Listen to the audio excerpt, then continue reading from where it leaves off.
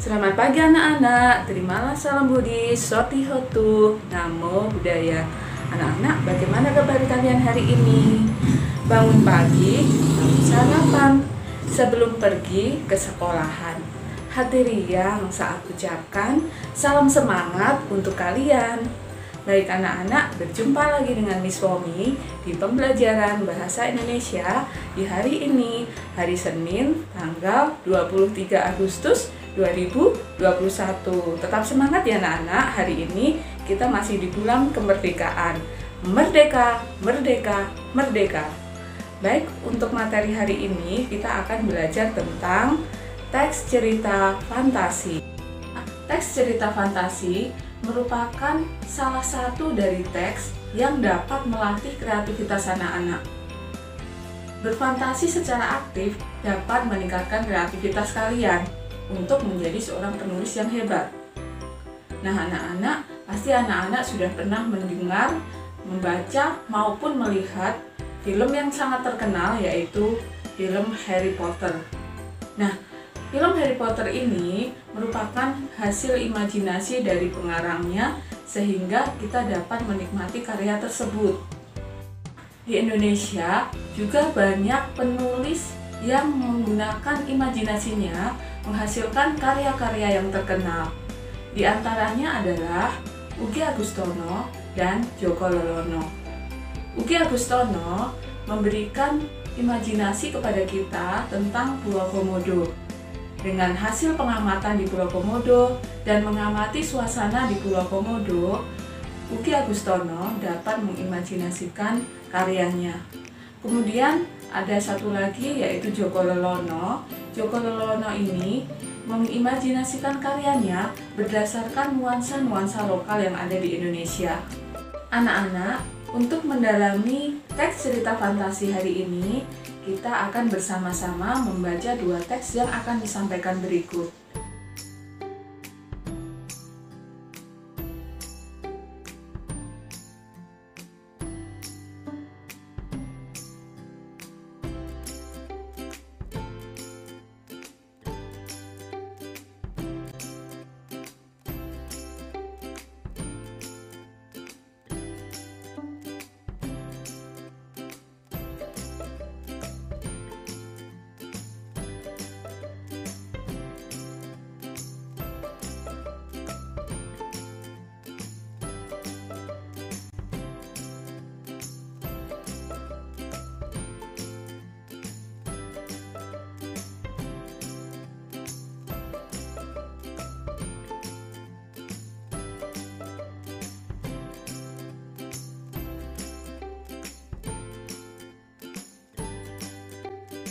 Berdasarkan kedua teks cerita fantasi tadi, kita dapat mengetahui ciri umum dari teks narasi. Narasi merupakan cerita fiksi yang berisi perkembangan kejadian atau peristiwa. Rangkaian peristiwa dalam cerita disebut alur cerita. Rangkaian peristiwa dalam cerita ini digerakkan dengan hukum sebab akibat. Cerita berkembang dari perkenalan, timbulnya pertentangan atau konflik, dan penyelesaian atau akhir cerita. Rangkaian cerita ini disebut alur.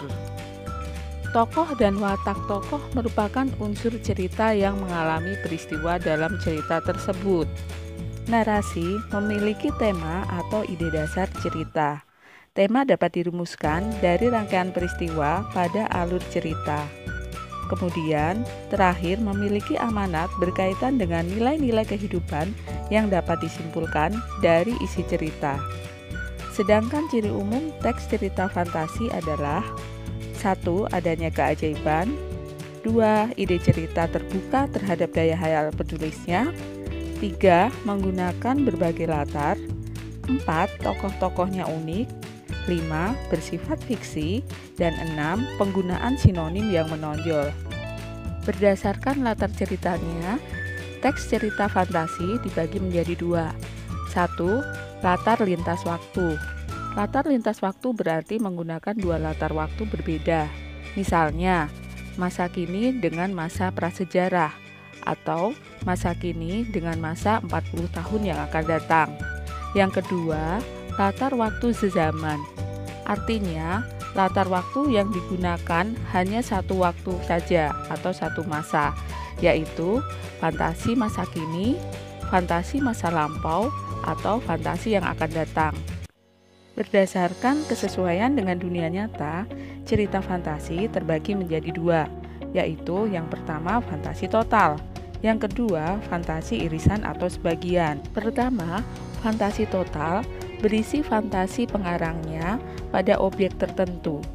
Pada cerita ini, yang terjadi di dalam cerita tidak benar-benar terjadi dalam dunia nyata.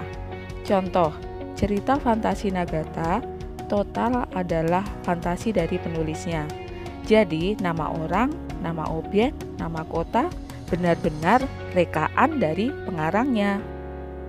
Yang kedua adalah fantasi sebagian atau irisan, yaitu cerita fantasi yang mengungkapkan fantasi tetapi masih menggunakan nama-nama dalam dunia nyata, nama tempat dunia nyata, ataupun peristiwa-peristiwa yang terjadi dalam dunia nyata. Nah anak-anak, demikian materi kita hari ini tentang unsur-unsur pembangun dari teks cerita fantasi. Sampai berjumpa kembali pada pertemuan berikutnya. Terima kasih, selamat pagi, namo buddhaya.